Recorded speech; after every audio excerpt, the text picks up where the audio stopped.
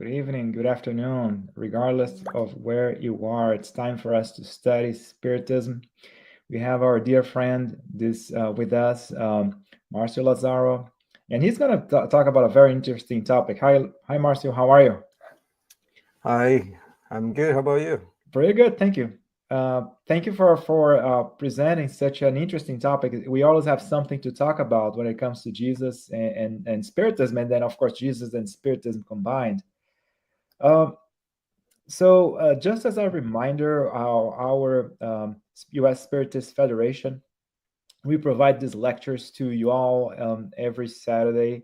We also provide courses, the introductory course to Spiritism, and the U.S. Spiritist Federation has also done substantial work in the translation of Spiritist books to English. So, the U.S. Spiritist Federation is a non-profit organization. However, we live in the material world, right?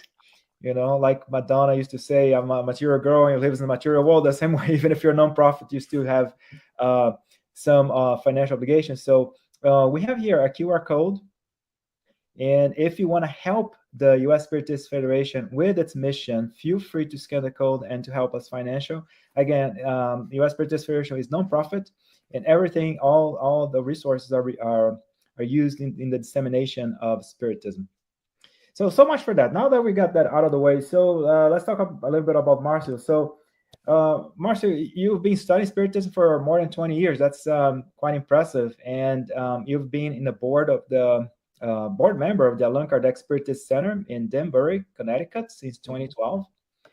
And you also are representative in the Tri-State Spiritist Federation and the U.S. Spiritist Federation. You are also very dedicated in the promotion of Spiritism, and you have the video series Spiritism Philosophy for All, um, also Conversations with God, Think with Me, and Spiritism Prayers. I mean, that is quite impressive. I'm a big fan of Conversations with God, short videos, and they we get very powerful messages. And also responsible for broadcast several Spiritist talks, and you've produced two audiobooks, Jesus in the Home and On the Way to the Light. And recently you've developed an app, My Path, that offers many tools for Spiritism around the world. So this is quite impressive. You've been quite busy, and we appreciate you being here this morning and talk to us about Jesus and Spiritism. So without any further ado, please go ahead. The floor is yours. Okay, well, thanks a lot. And well, I'd like to start by expressing thanks first to God and to our Master Jesus, and also to all benefactor spirits and the U.S. Spirits Federation for this invitation, for the opportunity to be here with you today, and to all people that have contributed in one way or the other so we can be here. I also thank you for watching either now live or maybe later. But our responsibility and task are to really be like an ambassador, to not bring a or personal view or opinion, but rather to bring what Spiritism says about Jesus. The format today is that I will talk for some time, and later we will have a chance and opportunity to interact more. You'll be able to say something, and if you have questions and you have the courage to ask, please do so. I promise I will try my best to answer. Um, as we are in December, always the songs say it's beginning to look a lot like Christmas everywhere we go, and we are almost a week from Christmas Day. And we have no intentions really to cover the entire subject, um, but we should give you a very good idea of some aspects of Spiritism and about the importance of Jesus for humankind. Starting with some basic concepts in Spiritism is that God exists. God is a supreme intelligence, the first cause of all things, as it is described in the first answer of the Spirit's book, a book published by Allan Kardec based on many questions he asked to superior spirits. And according to Spiritism, God is not an abstraction, it's not the infinite, it's not the collective intelligence. Um, it is true that we're not capable of comprehending the essential nature of God because of our level, our evolutional level. We lack the sense required to comprehend God. When we are no longer obscure by matter, and when we have closer to perfection, or to come closer to perfection, we will see and understand God. God has many attributes, and we can understand some of them, not all, but some. And the ones that we know, the attributes are that God is immaterial. So it's not matter, it's not a spirit either. God is the creator of all things, everything. God is unique and all powerful. So there's only one God and no others. God is immutable, so it doesn't change. God is eternal, so it's not subject to time. And God is infinite good and just. So all these attributes, as we know, and the spirit, the high spirits, will tell us that the universe, the whole universe, is God's creation. Then that there are three elements: spirit, matter, and above all, the creator of all things, God. So the spirit is the intelligent principle of the universe. Intelligence, or the thinking, is an essential attribute of the spirit. Matter, as we know, exists in many states, many that we know, but also exists in other states that are so subtle that may escape our perception, our way of understanding. And the more we go and discover things, the more we discover the different ways that matter is presented to us. But the union, so matter and spirit are independent of each other, but the union of both is necessary to give intelligence to matter, because matter by itself cannot think. The, the one that thinks is the spirit. So the spirits are God's creation, and all the spirits are created the same way, as we like to say in Spiritism, based on the teachings that we receive from the superior spirits. All spirits are created simple and unaware. Spirits are not created at the same time in scale, but they all have the same starting point. They were not created at the same time simultaneously in time, but they all start from the same point. They all created simple and unaware. And all the spirits are created to reach perfection, and they evolve for incarnations. Humans, we are spirits experiencing an incarnation. In other words, we are spirits with a body. And not the other way around, that sometimes we can get confused. We are not a body with a spirit, because the spirit precedes the body and the spirit will succeed the body. We all know the body is temporary, right? One day the body will end, but the spirit will not. The spirit is immortal.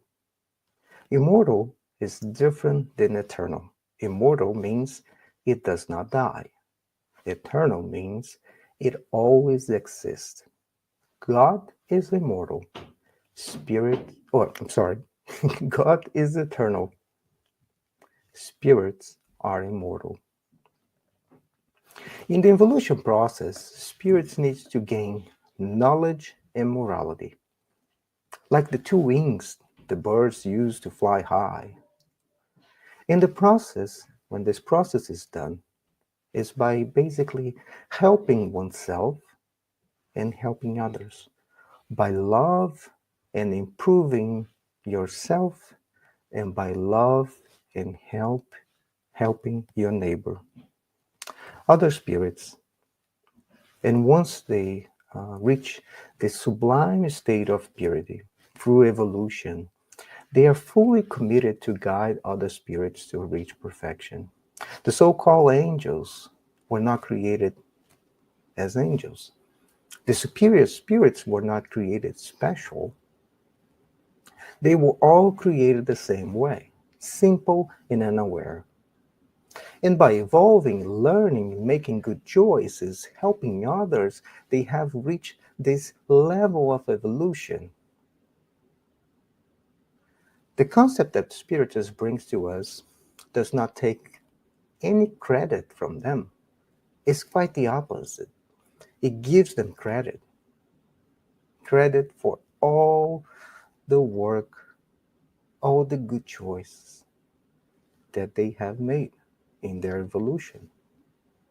Therefore, one or we may ask ourselves, um, if God creates everything, all the spirits, was Jesus then created simple and unaware? Or is Jesus part of God, or maybe even God itself? God is indivisible, so it cannot be divided. God is not a spirit. God is the creator.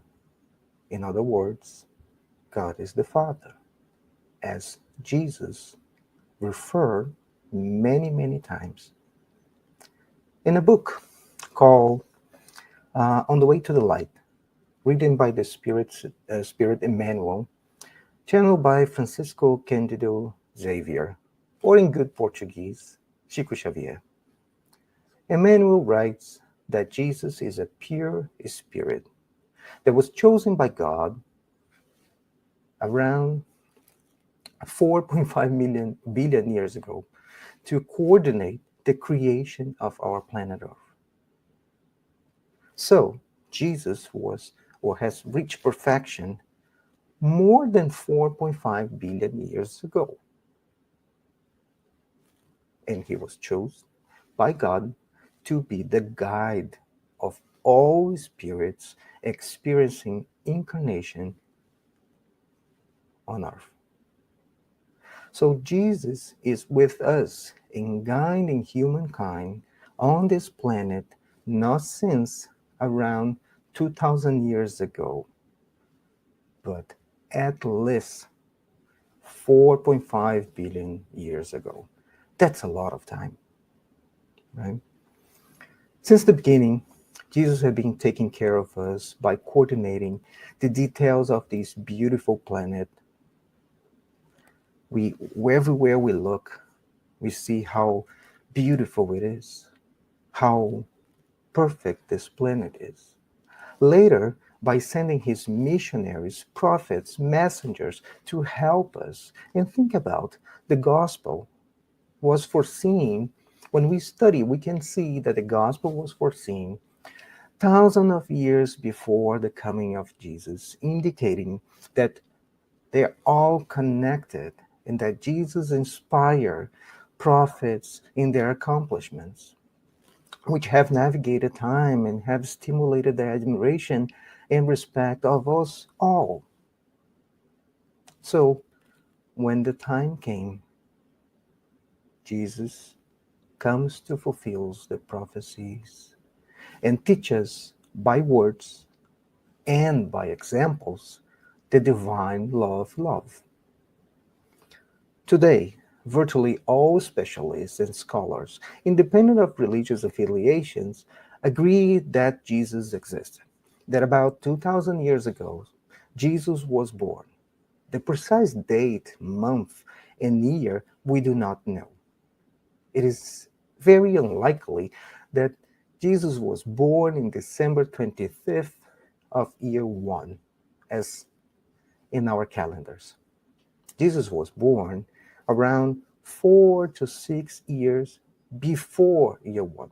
And that is correct. Jesus was born before Christ in our calendars. And how do we know? Well, Herod the Great, king of Judea, died in the year -4. And this is documented. So we know that according to the history in Matthew, Herod once learned about that the king of Jews was born, ordered all the boys below the age of 2 to be killed. Joseph and Mary, with baby Jesus, escaped to Egypt.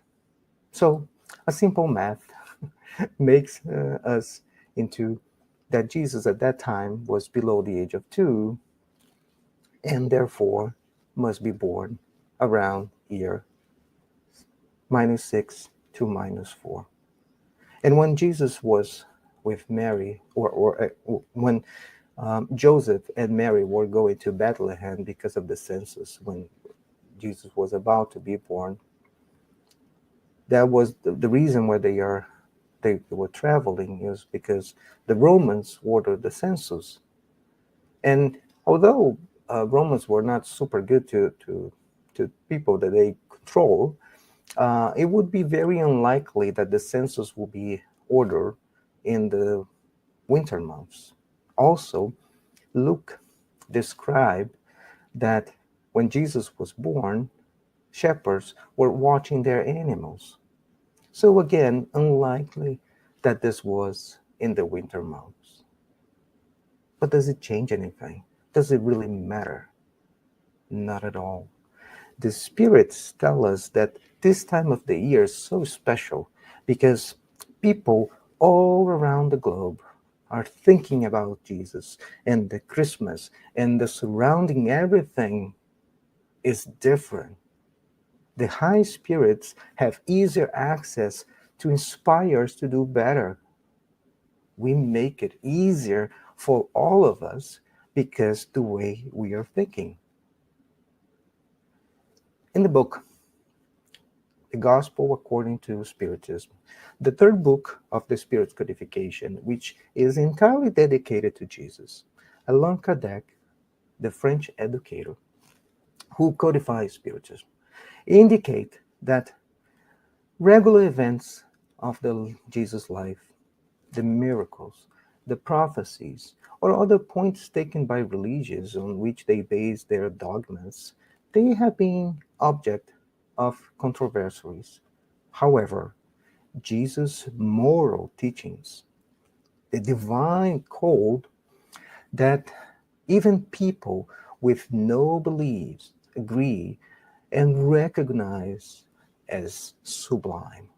This is the common ground where all people can be united and flag under which we may gather, whatever creed we may be, because it has never been a matter of dispute. Again, Jesus taught us by words and by examples the divine law of love. One day, on the mountainside, Jesus began to teach, saying the Beatitudes, the most sublime teachings which provides consolation and hope to all humankind. He said, "Blessed are the poor in spirit, for theirs is the kingdom of heaven. Blessed are those who mourn, for they will be comforted or comfort. Blessed are the meek, for they will inherit the earth. Blessed are those who are hungry and thirst for righteousness, for they will be filled. Blessed are the merciful, for they will show mercy. Blessed are the pure in heart, for they will see God. Blessed are the peacemakers, for they will be called children of God. Blessed are those who are persecuted because of righteousness, for theirs is the kingdom of heaven. Blessed are you when people insult you, persecute you, and falsely say all kinds of evil things against you because of him. Express joy and be glad, because great is your reward in heaven. For in the same way they persecute the prophets who were before you. With these 10 beautiful teachings, they are so important, so consoling, so much hope, but not the vague hope. These are real courage, real optimism, confidence, assurance. These are not empty, these are filled with pure knowledge and love. It is pure justice and good. It is as good as it gets. Jesus did not come to abolish the divine law, the prophets. Prophets were his messengers. Do you think he came to abolish them? But he came to fulfill them and to set straight what was the right thing to do. He said, "You heard what it was said to the people long ago. You should not murder. And anyone that murders will be subject to the judgment. But I tell you that anyone who is angry against a brother or sister will be subject to judgment." So before you're offering your gift at the altar, and there you remember that your brother or sister has something against you, leave your gift there in front of the altar. First, go and reconcile with them. Then come and offer your gift. He also said, "You have heard what was said, you should not commit adultery. But I tell you that anyone that looks at the woman with bad intentions has already committed adultery with her in his heart. And if your right eye causes you to stumble, take it out and throw it away. Because it's better for you to lose one part of your body than to lose your whole body." And the same thing with your hands. He also said, "You have heard what it was said, an eye for an eye and a tooth for a tooth. But I will tell you, do not resist an evil person. If anyone slaps you on the right cheek, turn the other cheek also. And if anyone wants to suit you and take your shirt, hang over your coat as well. And if anyone forces you to go and walk 1 mile, go and walk 2 miles with them. Give to the one who asks you, and do not turn away from the one who wants to borrow from you."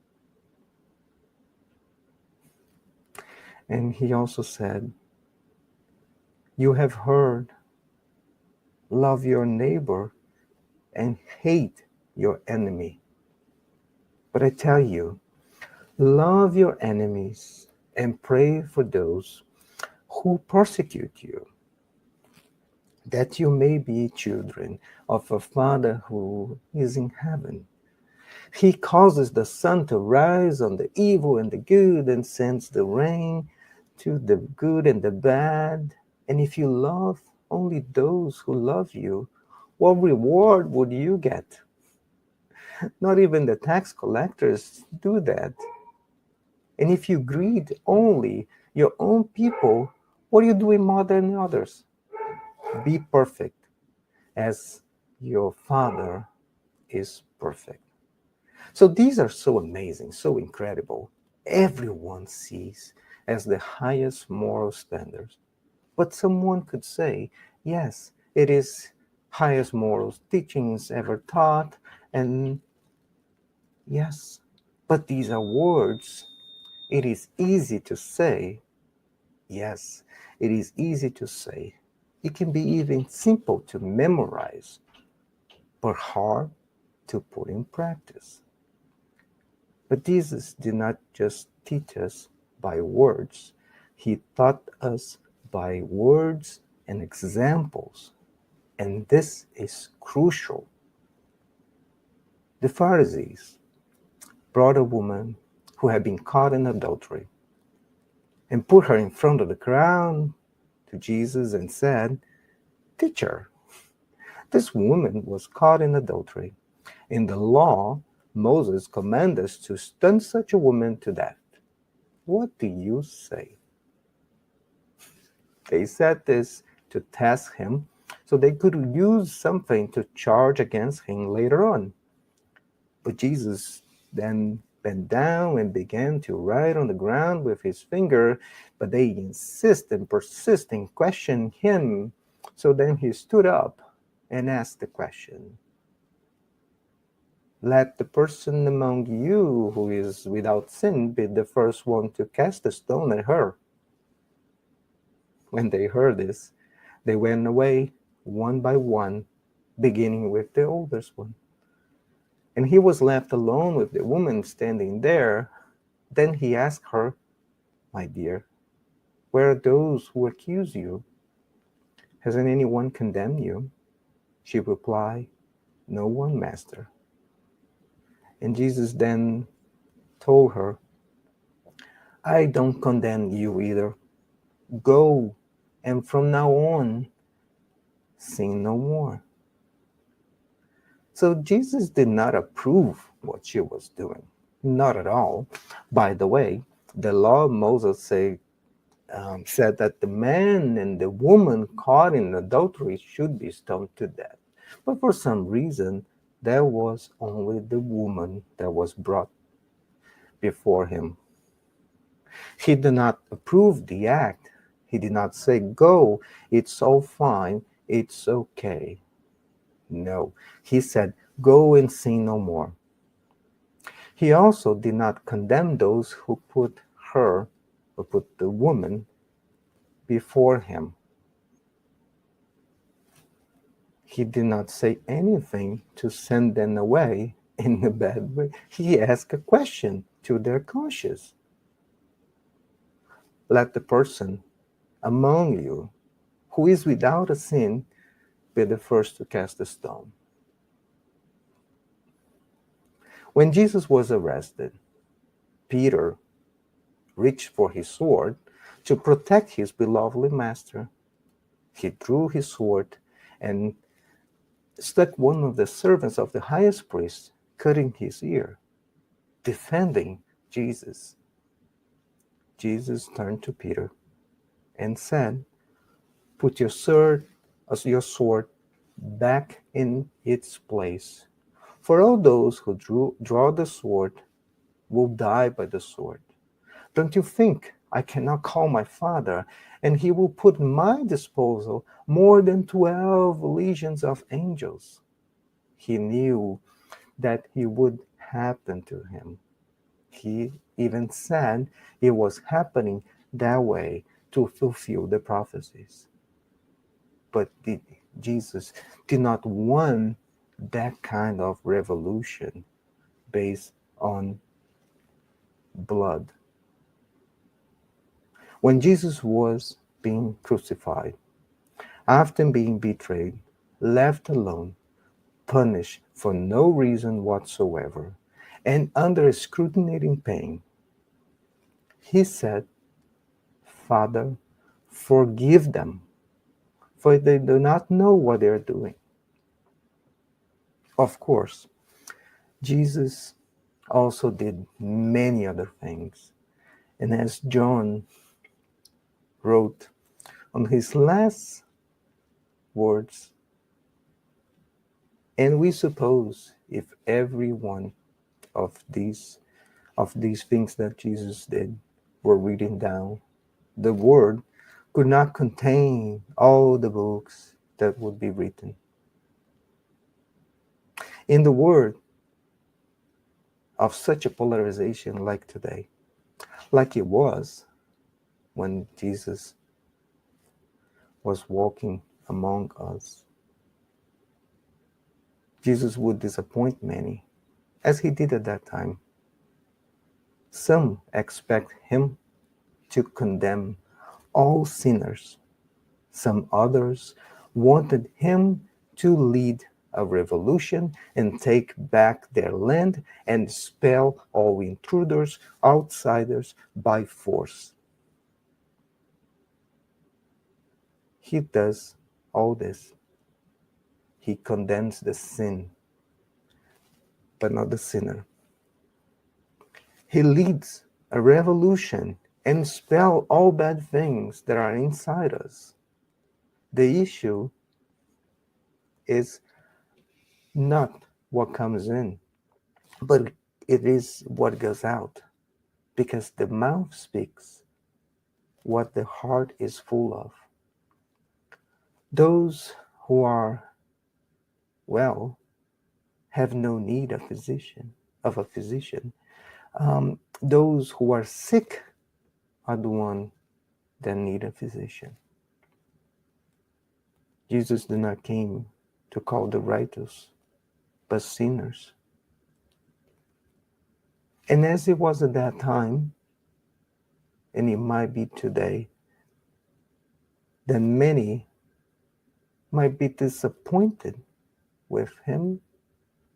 It is because we are trying to fit Jesus into our views and not the other way around, which is trying to fit myself into his teachings.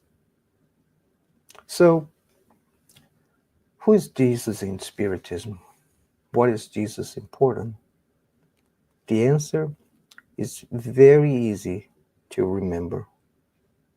Jesus is the most perfect type that God has offered to us to be our guide and model. The most perfect one. This is in the question number 625. The comments of this question in the Spirit's book. Jesus is so elevated, so pure, so sublime, so perfect, so connected, and so in tune with God. Jesus is the realization of the highest moral perfection that we may achieve on earth. God offers Jesus as the most perfect model, and what he thought is the purest expression of the divine law, because he was animated by the divine spirit and was the purest being that ever walked the face of earth. This is why, for people that are not spiritists, people from other beliefs, Jesus is taken as God itself. Is there an issue with that? No, it is fine. This is not what will divide us. This is not what can set us apart. On the other hand, understanding, learning from Jesus, and following his teachings must be what will unite us all. Before anyone will know that we are his disciples, we have to love one another as he instructs us. And no one comes to the Father except through him. He is the way, the truth, and the life. As simple as this. Jesus in Spiritism is So important, so important for us to learn, to understand, to put in practice all his teachings, to understand who we are, because the Master is taking care. He's taking care of this planet and all the spirits that are here. And as he said, no one go to the Father except through him. I hope that today I was able to cover some aspects of Jesus' life, giving him the importance as we are approaching Christmas, when we all remember when he was born. But more important than the date, it is that we remember that he was born, that he taught us the lessons, the examples, and everything he taught us. It is everything we need to be happy, to evolve. We need to follow his footsteps. And it might be hard. And it is hard. A lot of time, it is hard. It's not easy. But it's possible. He showed us.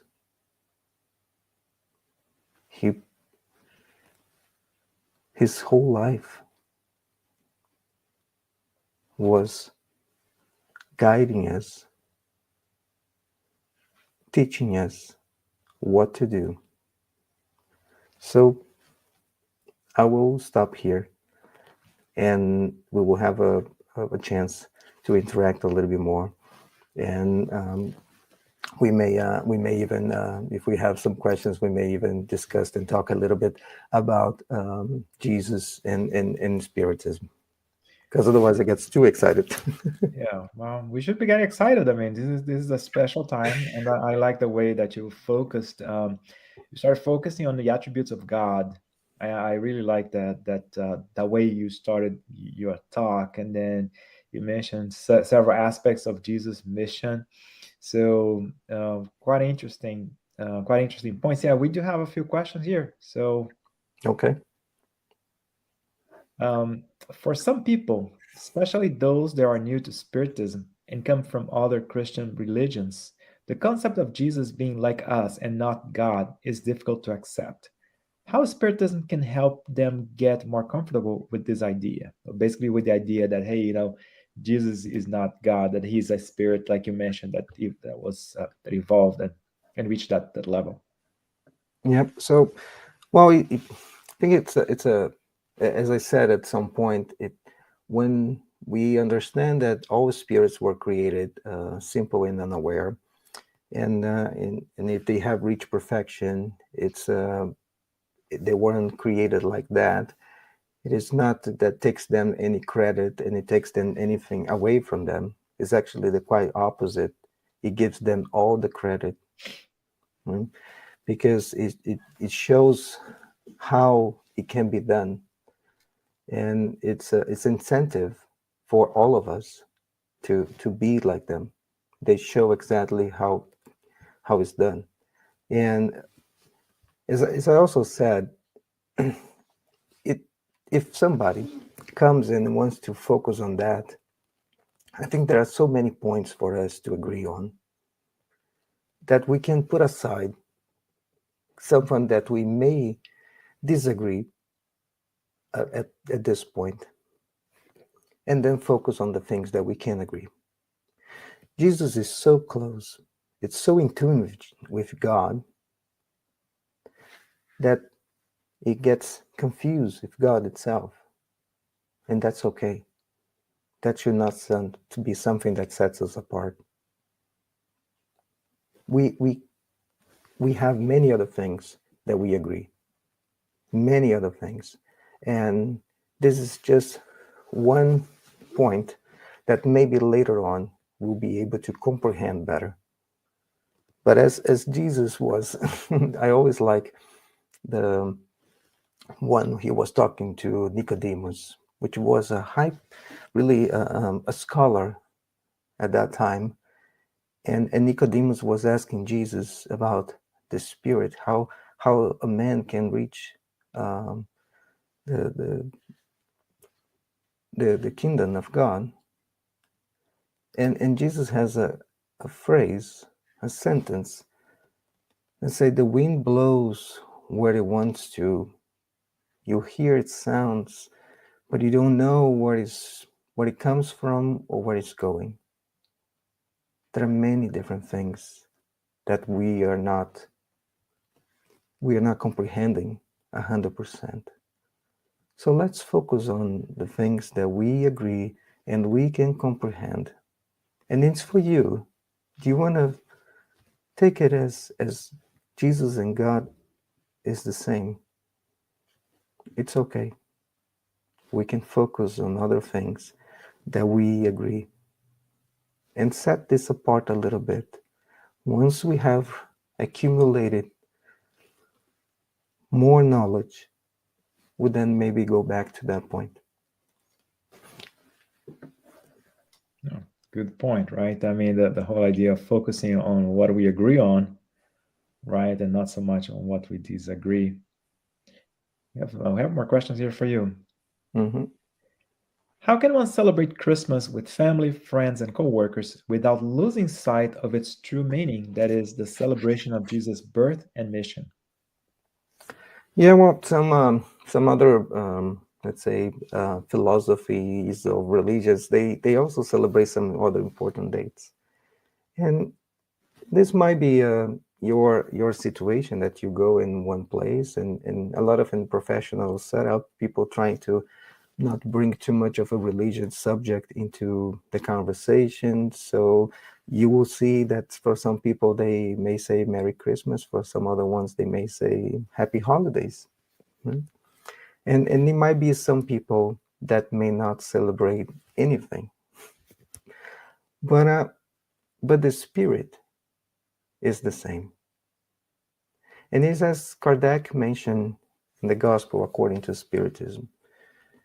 If we stay focused on areas that may have been um, a subject of dispute,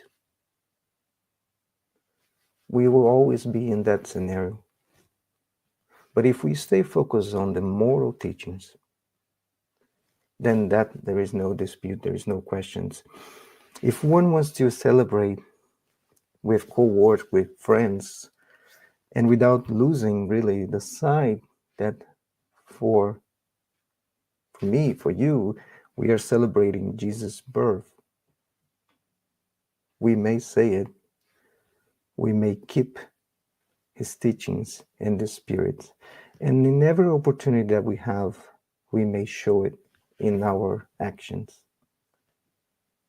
That even though we may not say it or maybe repeat it many times, people will be able to observe by our acts, by the way that we behave, who we are and who do we follow.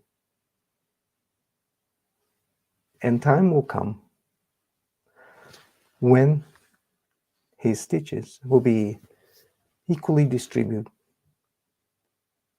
for all of us. So let's not try to force people into something that they are not yet ready for. Yeah, it is interesting, right? You mentioned the whole idea of people saying "Happy Merry Christmas, Happy Holidays," right?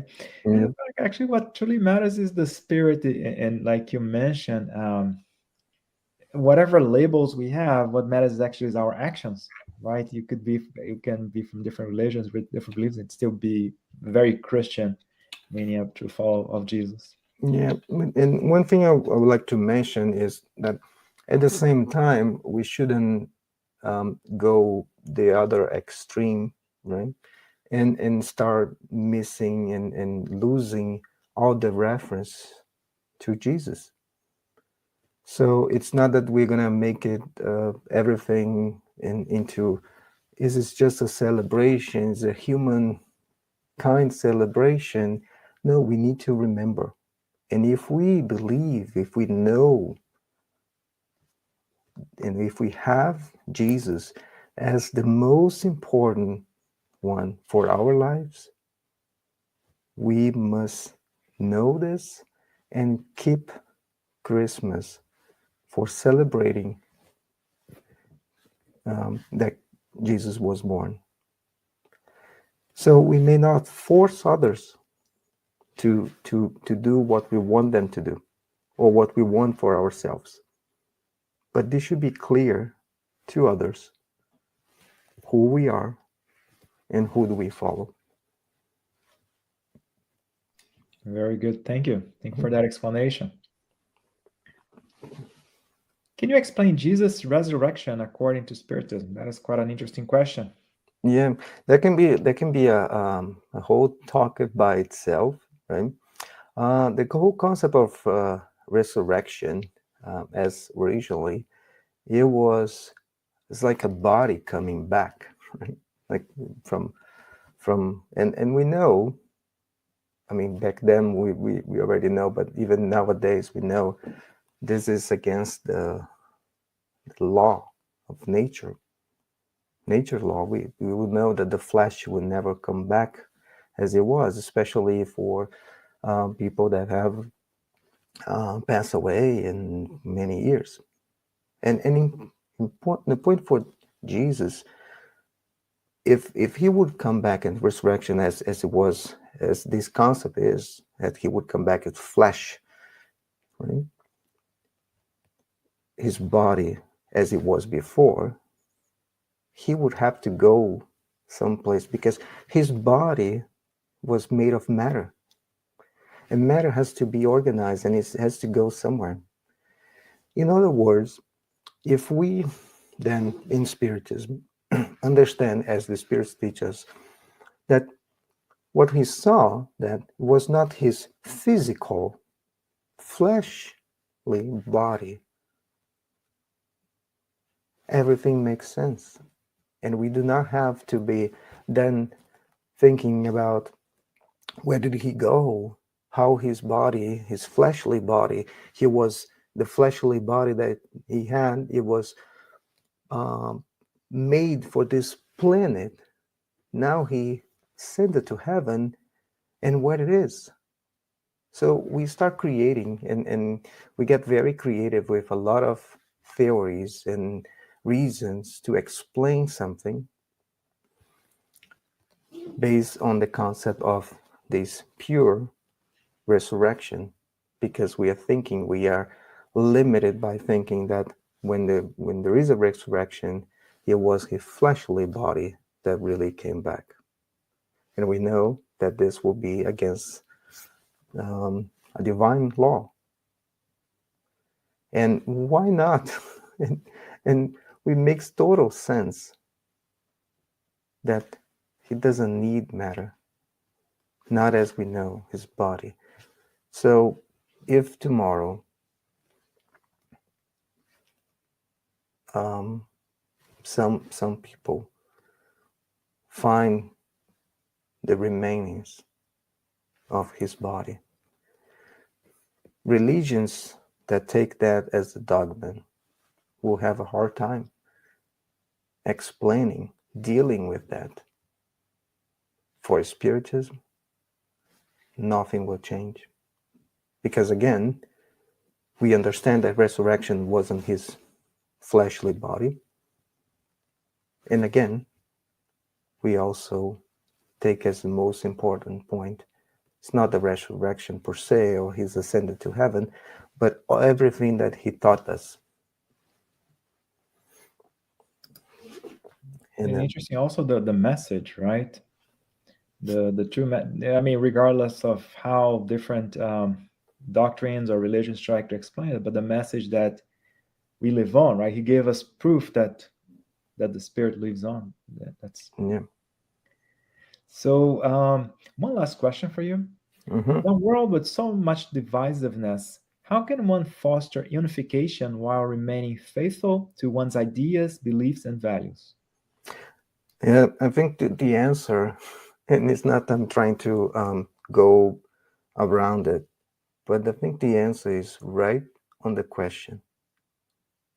It's remain faithful to one's ideals, beliefs, and values. Because if we stay that, we will also be understanding. We will see that not everybody is in the same level of understanding of knowing what we know. We have to respect and not trying to force people into something that they are not ready for.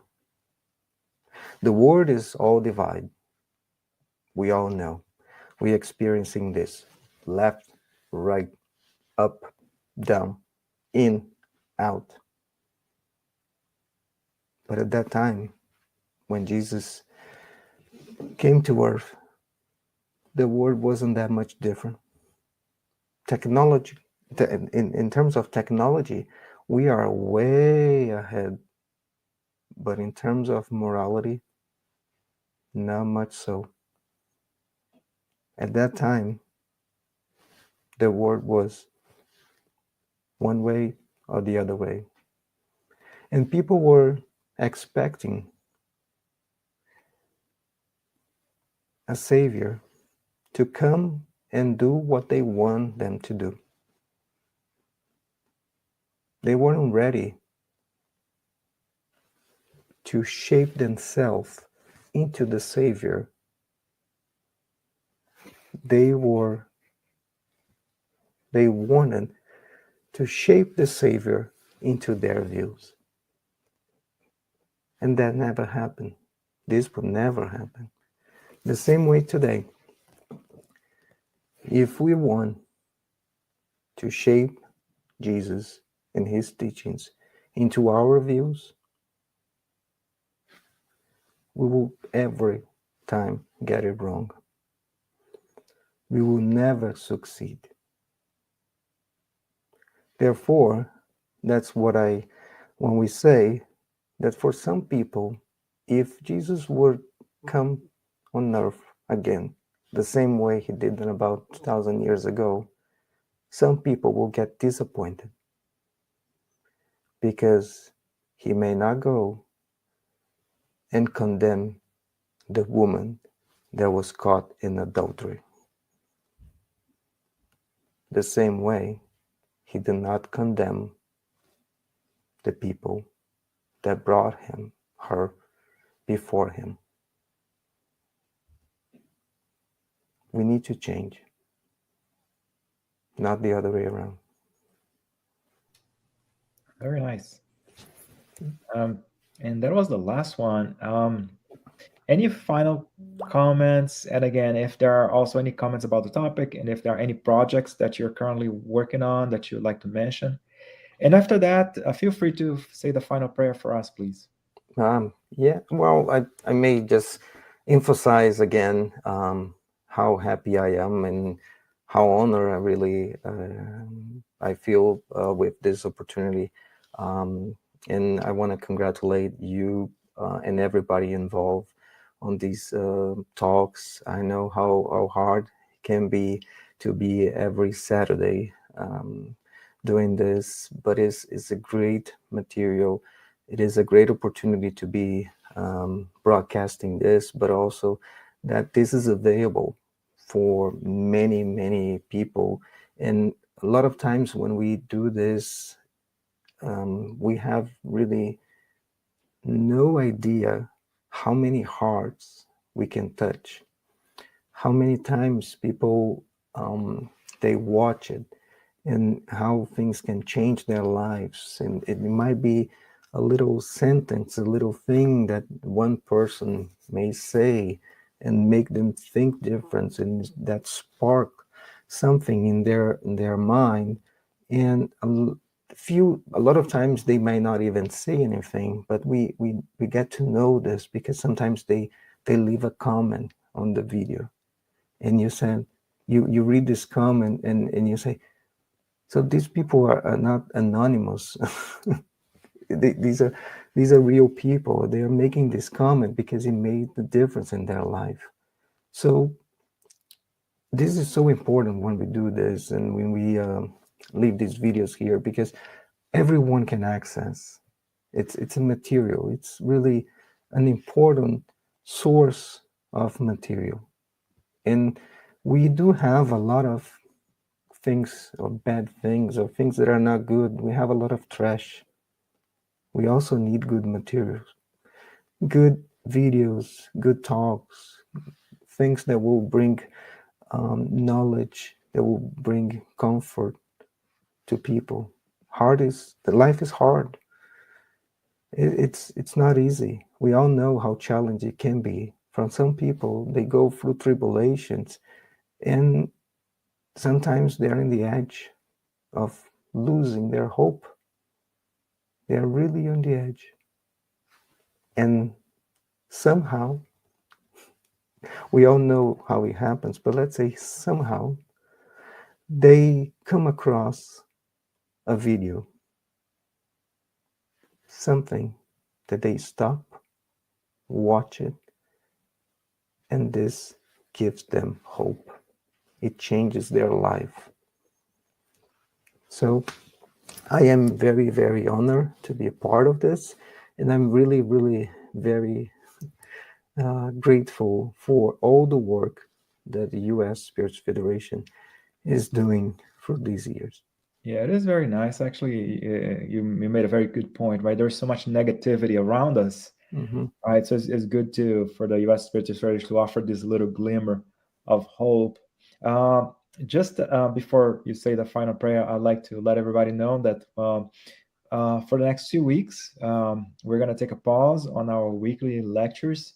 However, we will reconvene on January 7th. So yeah, we're gonna take a break so everybody can celebrate the holidays whichever way they want. So try to get all these positive vibes, and then we'll be back in the beginning of January, more specifically on January 7th. Marcio, yeah, please go ahead, say the final prayer for us. Okay. Well, I like to close my eyes, but feel free to do so. And with our thoughts elevated to our Creator and our Master Jesus, we give you many thanks for this opportunity, for today, and everything we have in our lives. We ask you, Father, to give us strength to go through some tribulations and to help us to never lose sight of your love, of your guidance, and also to nourish our soul and fulfill us with your hope, your peace, and finally, help us to polish ourselves, to polish our soul, so we better reflect your love in all directions. We give without expecting anything in return, so we may get closer to you every day in our lives. We love you, Father, and we also understand how much you love us.